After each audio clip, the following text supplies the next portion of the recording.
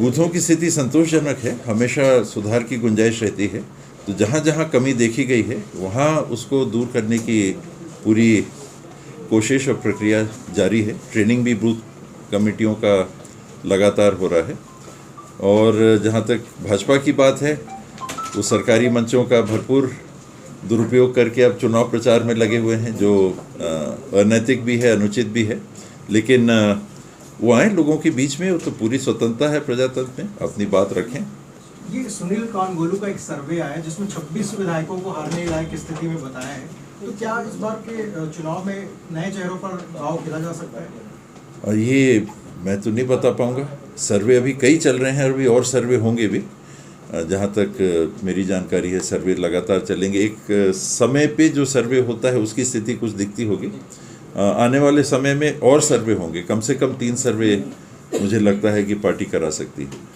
और उसके बाद जैसी स्थिति होगी, बेस्ट कैंडिडेट्स जो होंगे उनको उतारेगी पार्टी। ये दुर्ग, बस्तर और बिलासपुर के बाद अब रायपुर, बीजेपी के तमाम जो दिग्गज नेता हैं संभागों में दौरा कर रहे हैं। रायपुर में पीएम मोदी आएंगे और उससे पहले अमित शाह के भी आने की चर्चा है। बैठक भी यहाँ पर की जाएगी, एक तरीके से घेराबंदी यहाँ पर की जा रही है। ये उनका काम है। चुनाव 4.5 साल जो लोग नहीं दिखे, अब 6 महीने में दिख के और अपना विश्वास लोगों पे जताना चाहेंगे या लेना चाहेंगे। मुझे नहीं लगता है कि बहुत प्रभाव पड़ेगा। बाबा साहब, इसमें कहा यह भी जा रहा है कि जितने जो पुराने नेता हैं भाजपा में और नए नेता हैं, इन लोगों के बीच में तालमेल नहीं बैठ रही, तो इस तालमेल को बैठाने के लिए बैठक ली जाएगी और सर्वे रिपोर्ट लेकर आ रहे हैं। ये तो उनके घर की बात है, हम लोग उनके घर में क्यों झांकें? हमको तो अपना घर देखना है, पब्लिक को देखना है। उन लोग अपने जैसा ठीक लगेगा करेंगे। कुछ राज्य ऐसे हैं जैसे महाराष्ट्र हो गया और अन्य राज्य हो गए जहाँ पर कई नेता जो है वो अब भी दल बदल रहे हैं। छत्तीसगढ़ में भी ऐसी चर्चा, या आपको लगता है क्या इस तरीके की परिस्थितियाँ यहाँ पर भी है? कांग्रेस के नाराज लोग या अन्य दलों के नाराज लोग जो है वो पार्टी बदल सकते हैं? व्यक्तियों का मैं नहीं कह सकता, लेकिन सामूहिक रूप से या विधायकों में, मंत्रियों में, यहाँ तो ऐसी कोई स्थिति नहीं। छत्तीसगढ़ में तो ऐसी कोई संभावना भी नहीं है।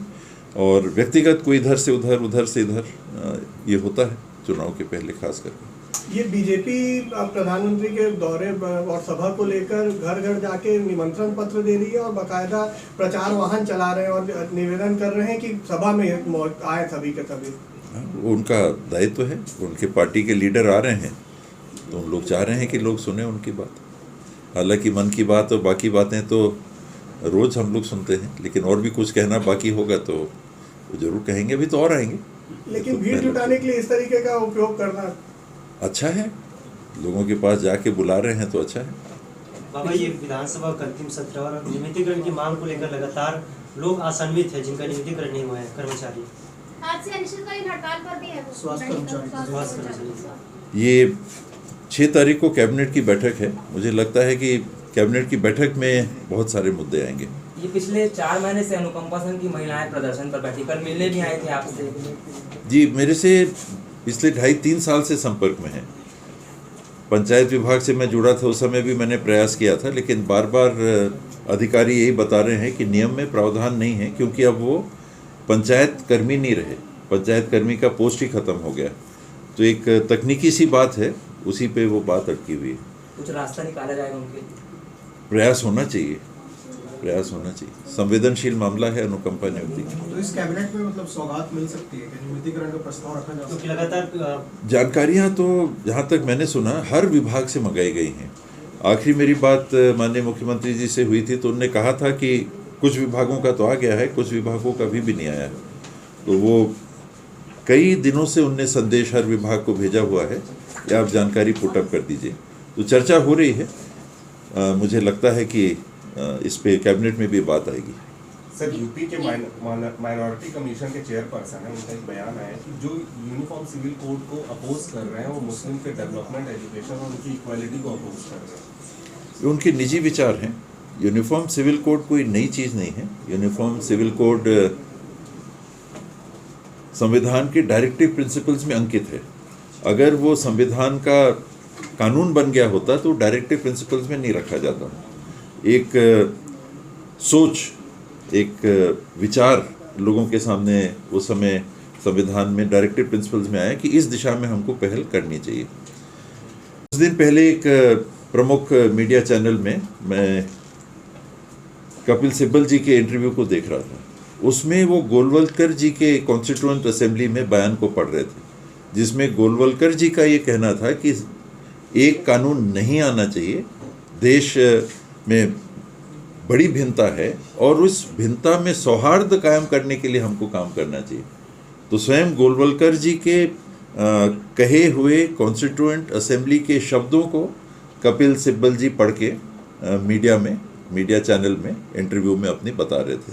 तो ऐसी स्थितियां हैं, कहीं कोई कुछ बोल रहा है, कहीं कोई कुछ बोल रहा है, लेकिन इस देश में जो कुछ आपको इस प्रकार का कानून लाना है तो सबको साथ लेके सबके विचार करके तभी आगे बढ़ना चाहिए। इसमें सिख समाज के अलग कुछ नियम कानून परंपराएं हो सकती हैं, ईसाई समाज की अलग हो सकती हैं, आदिवासी समाज की अलग हो सकती हैं, और हैं मुस्लिम समाज के नाम पे ध्रुवीकरण करने का एक और यूसीसी के माध्यम से प्रयास किया जा रहा है, एक व्यापक प्रयास किया जा रहा है कि फिर से वोट बंटवा लो, हिंदू मुस्लिम की बात करो कि देखो वो राजी नहीं हो रहे, ये फोकस लाओ हिंदू मुस्लिम और फिर कोशिश करो कि हम चुनाव जीत सके। पर मुझे लगता है कि कर्नाटक के चुनाव के परिणाम के बाद कि हर ऐसे प्रयास के बाद अब जागरूक मतदाता दूसरी बातों को ध्यान में रख के अपना मत देगा। इन भावनात्मक बातों में वो नहीं आएगा। वहाँ हनुमान जी भी प्रकट हुए, वहाँ केरल लेटर्स भी आए, वहाँ हिजाब की भी बात हुई, मुस्लिम रिजर्वेशन को ख़त्म करने की भी बात हुई। एक व्यापक पोलराइजेशन का प्रयास कर्नाटक में किया गया था। अंततः मतदाताओं ने एक स्पष्ट मत दिया। और यहाँ भी मुझे लगता है कि यूसीसी एक तो राज्य के चुनाव का कोई मुद्दा नहीं है, लोकसभा के चुनाव आते तक भी लोग समझ जाएंगे कि बाकी बातें ख़त्म होने के बाद अब सर्जिकल स्ट्राइक नहीं है, अब पुलवामा नहीं है, अब 370 नहीं है, अब राम मंदिर नहीं है, अब क्या। तो एक नया शगुफा यूसीसी के नाम पे लोगों को विभाजित करके भावनात्मक रूप से और वोट लेने का प्रयास। ये आम आदमी पार्टी लगातार जो है 90 की 90 सीट जीतने की यहाँ पर बात करेगी, छत्तीसगढ़ में 90 की 90 सीटों में हम लोग चुनाव लड़ेंगे, लेकिन ये भी कहा जा रहा है कि पंजाब में जिस तरह से किसानों का जो धान खरीदी होता है उस तरह की धान खरीदी छत्तीसगढ़ में भी कराई जाएगी। और जिस तरीके से मतलब उनका कोई दिन नहीं होता, कोई फिक्स नहीं होता, किसान जाके कभी भी जो है धान बेच सकते हैं, वैसे छत्तीसगढ़ में भी लागू करेंगे, उनके वचन घोषणा पत्र में वो लाएंगे, ऐसा उनका कहना है। शुभकामना उनको, प्रयास करें और हम लोग अपने तरीके से जो हम लोग के अनुभव हैं, जो हम लोग को लगता है कि जनहित में है, उन बातों को लेके हम लोग चुनाव में उतरें। मतलब जैसे वो कह रहे हैं कि 90 की 90 विधानसभा सीटों में लड़ाई लड़ेंगे, तो वो जरूर लड़ें, सबके लिए खुला है, फील्ड ओपन है। ठीक है, थैंक यू। वो स्वास्थ्य कमीशन वाला जो है न्याय योजना वाला वो 26 को जा चुका है। हाँ, और ये वो वाला उनको याद दिलाना है। तो ये मैं सीए साहब से बात किया था तो बोले कि उनके पास रखा हुआ है। मैंने उनको ये कहा चाहे जिस नाम से करें, वो तो आपकी वो नाम से अपन ने तो ये कहा था कि आप कर सकते हो, मतलब आप घोषणा कर सकते हो, वो नहीं करना है। साहब से बात की थी उस समय 1 महीने पहले, तो ये बोले थे कि मंत्री परिषद में निर्णय करके अपन कर लेंगे। हाँ, तो वही मंत्री चला गया, तो उसमें ब्रीफ में आ जाए। मैं वही आज मैं बात कर लेता हूँ। दूसरा ये वाला को अभी मैं एसीएस साहब के पास लगवा दिया, ये NHM वाला अभी तुरंत लग जाएगा। इसका कॉम्प्लीमेंट जीएसटी की हाँ, आज जीएसटी की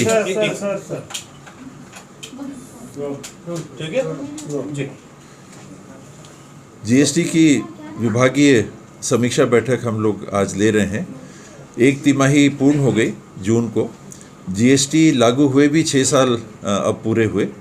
तो स्थिति क्या है, राज्य में स्थिति क्या है, आमदनी का जरिया जो राज्य के लिए प्रमुख जीएसटी के माध्यम से बना हुआ है, उसमें हम लोगों ने रियलाइजेशन कैसे की है, और उसके साथ में जो एडवोकेट्स हैं, सीए हैं, जो जीएसटी के मामलों को डील करते हैं, उनके साथ बैठक कर रहे हैं कि क्या स्थितियां हैं, कुछ बातें हों जिनको वो चाहें कि हम लोग जीएसटी काउंसिल में रखें। तो 11 तारीख को दिल्ली में जीएसटी काउंसिल की बैठक है, तो उनकी भी राय लेके कोई ऐसी बातें होंगी तो उनको रखेंगे। व्यवसायियों को भी हम लोगों ने बुलाया है कि आप लोग भी आएँ, क्या स्थिति है, आपको कोई परेशानी हो रही हो या कोई दिक्कत हो, हम लोग विभाग से किस तरह से पहल करके राज्य के लिए राजस्व अच्छे तरीके से हम लोग एकत्रित कर सकते हैं, सबके सहयोग से एकत्रित कर सकते हैं, उस पर चर्चा। और कोई बिंदु ऐसे हों जो वो भी जीएसटी काउंसिल में सोचते हैं कि चर्चा के लिए रखना चाहिए, तो उनसे भी राय करेंगे। तो तीनों चीज़ें हैं, एडवोकेट से, सीए से मिलना, व्यवसायियों से मिलना और विभाग की समीक्षा। ये महाराष्ट्र में अजित पवार को लेकर पार्टी का लीडर चुना गया, ये अपने अपने लीडर सब बन जा रहे हैं। मैंने तो एनसीपी को सुना था।